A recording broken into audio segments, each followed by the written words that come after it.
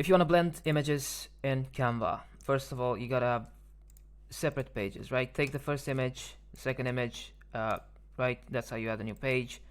Just go to uploads, upload your own picture, or just go to photos, use a stock image. Now, let's assume we already have that done, like me. So I want this starfish on the left side and this woman on the right side. How do we do that?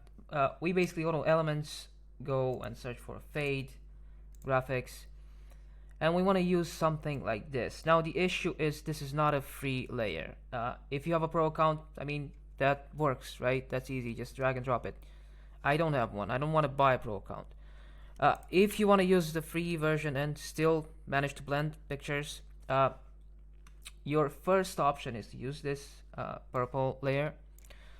The good thing about it is that you are able to change the color from purple to white, and you end up with something like this.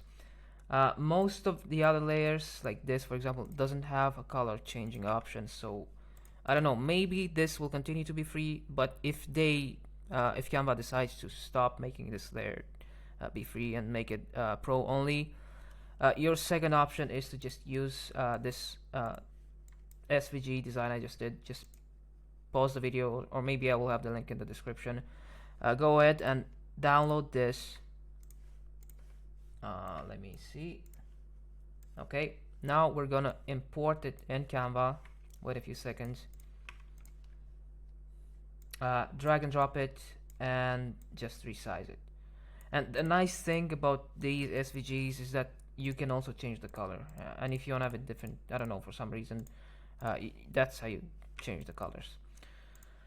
So yeah, anyway, let's just go with this one for the sake of this specific example. Make it white. Now we're going to duplicate it a few times until the left edge, left side basically becomes completely white. Okay, I feel like this is pretty much okay. Now we're gonna select everything, copy. We're gonna go to, actually, yeah, we were supposed to start with the first one, doesn't matter. Anyway, now we're gonna go to flip horizontal, and then just try to overlap them basically. Also make sure, for example, if you look right here on the top, you'll see that some layers don't go completely over the top. You don't want that, just keep in mind. Double check, right? Now you have this done, then just go ahead and share, download, and download both files. Wait a few seconds. Now if you want this to end up looking good, just make sure you have the same color temperature, right? If one's like has more blues and stuff like that, just make sure both of them have the same temperature, because otherwise the end result will look a bit off. Anyway, let's extract the images. Now we don't really need these anymore, let's just remove them. Let's bring these two back in Canva. Wait a few seconds and just upload it, resize it so that it scales back perfectly, full size. Now take the image on top, drop the transparency to about 50% ish, and just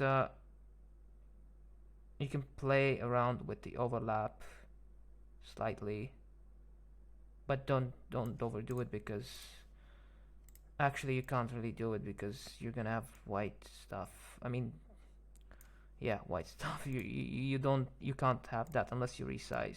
If you increase the size, yeah, you could just go over a bit to the left, but in my case I'll just stick to what I have right now. Just drop the opacity to 50%. Now let's just go ahead and actually, yeah, just download the thing again, wait for it to download, remove these, close my other ones. Now we're gonna remove this thing, and finally we're gonna import the final version. And all we have to do right now is to just play around with the brightness and the contrast and saturation. Let's increase this size. Go to edit photo, adjust. Actually, let's just go with the old experience because I feel like you can edit image, see all. I think the old editor basically lets you add way more brightness and contrast, and we need to be able to do that because otherwise our image is gonna look washed up. So we probably don't want that. Anyway, now let's just maybe add a little bit more saturation if we want to, and just play around with the contrast and brightness until you basically have something that looks good.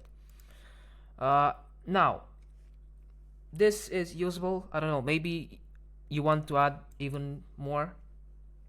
You added the same exact way. You have this picture, now you're gonna add you're gonna add another layer. You're gonna add the fade again, combine both of them, do the exact same thing all over again. Another option is, let's say you go to photos,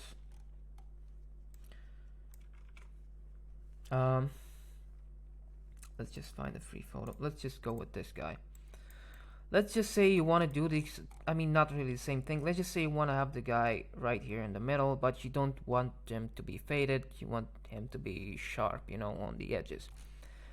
You can obviously go edit image, background remover, and that's it. But I don't have a pro account, so I'm stuck again. I will have to find a workaround. Just go ahead, export your image, and I'm gonna use this website. It's free. You can pause the video. Photo Room. It basically removes backgrounds. Download.